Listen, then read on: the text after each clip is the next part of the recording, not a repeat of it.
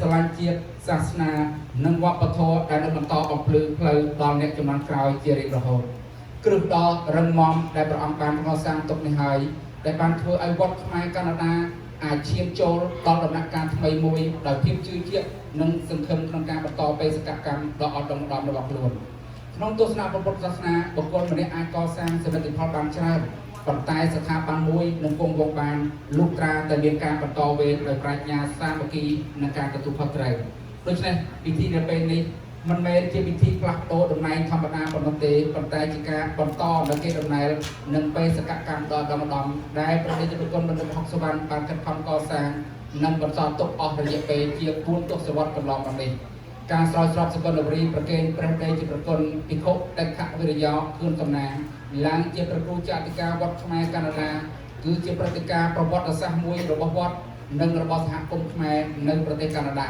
ព្រះរាជបុគ្គលបានទទួលនូវការជឿទុកចិត្តពីព្រះសង្ឃពុទ្ធបរិស័ទនិងគណៈកម្មការវត្តឲ្យទទួលបន្ទុកដ៏ដំណំក្នុងការដឹកនាំវត្តនិងបន្តបេសកកម្មរបស់ព្រះរាជបុគ្គលបណ្ឌិតហុកសុវណ្ណឲ្យកាន់តែរីកចម្រើនថែមទៀតទូនាទីជាប្រជុំចាតិកាមិនមែនគ្រាន់តែជាតួនាទីគ្រប់គ្រងរដ្ឋបាលវត្តប៉ុណ្ណោះទេក្នុងព្រះពុទ្ធសាសនាព្រះគ្រូចាតិកាគឺជាមេដឹកនាំខាងព្រះធម៌ជាគ្រូអប់រំសិលធម៌ជាអ្នកថែរក្សាព្រះវិន័យជាអ្នករួបរวมសង្ឃនិងជាស្ពានចម្លងរវាងព្រះសង្ឃនិងពុទ្ធបរិស័ទតួនាទីនេះទាមទារនូវព្រះបញ្ញាព្រះមេត្តាព្រះវិរិយភាពនិងការលះបង់ដើម្បីធ្វើឲ្យវត្តក្លាយជាទីពឹងផ្លូវចិត្តនិងជាប្រភពនៃគុណធម៌សម្រាប់សង្គមជាតិយើងទាំងអស់គ្នាមានជំនឿយ៉ាងមុតមមថា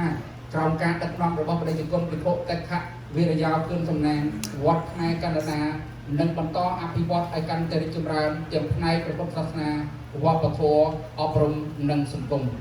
វត្តនឹងនៅតែជាមជ្ឈមណ្ឌលនៃការបណ្ដុះបណ្ដាលសិលធម៌ការផ្សព្វផ្សាយព្រះធម៌និងការអភិរក្សអត្តសញ្ញាណជាតិខ្មែរសម្រាប់កូនចៅជំនាន់ក្រោយដែលកំពុងរស់នៅលើទឹកដីកាណាដា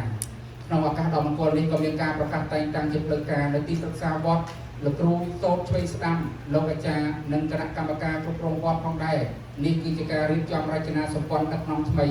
ដែលឆ្លុះបញ្ចាំងពីគោលការណ៍នៃការចូលរួមការទទួលខុសត្រូវការគោរពគ្នាទៅវិញទៅមកនិងការបែងចែកភារកិច្ចប្រកបដោយតម្លាភាព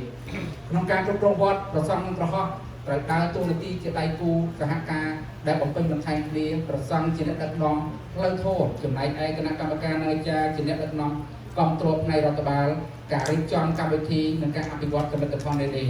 នៅពេលភាគីទាំងពីររួមគ្នាវត្តនឹងក្លាយជាស្ថាប័នដែលមានភាពរឹងមាំនិងអាចឆ្លើយតបទៅនឹងតម្រូវការរបស់ពុទ្ធបរិស័ទនិងសហគមន៍បានកាន់តែល្អប្រសើរ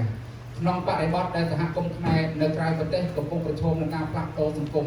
និងវប្បធម៌យ៉ាងឆាប់រហ័សតួនាទីរបស់វត្តកាន់តែមានសារៈសំខាន់វត្តត្រូវបន្តធ្វើជាសាលានៃសិលធម៌ជាមជ្ឈមណ្ឌលអប់រំជាកន្លែងបណ្ដុះគុណធម៌និងជាទីកន្លែងដែលកូនចៅខ្មែរអាចរៀនសូត្រស្គាល់ភាសាប្រវត្តិសាស្ត្រនិងវប្បធម៌របស់បុព្វបុរសរបស់ខ្លួនស្របតាមឧត្តមគតិរបស់ព្រះដេចប្រគុណបណ្ឌិតហុកសុវណ្ណយើងទាំងអស់គ្នាគួរបន្តរួបរวมគ្នាដោយប្រកាន់ខ្ជាប់នៅព្រះពុទ្ធឱវាទសាមគ្គីជាកម្លាំងការរួបរวมគ្នារវាងព្រះសង្ឃនិងពុទ្ធបរិស័ទយុវជននិងសហគមន៍ទាំងមូលនឹងធ្វើឲ្យវត្តខ្មែរកាណាដាបន្តជាមជ្ឈមណ្ឌលនៃព្រះពុទ្ធសាសនានិងជានិមិត្តរូបនៃអត្តសញ្ញាណជាតិខ្មែរនៅលើទឹកដីកាណាដាជានិរន្តរ៍រៀងទៅសូមអនុមោទនាថ្ងៃនេះក៏ជាថ្ងៃពិសេសដែរ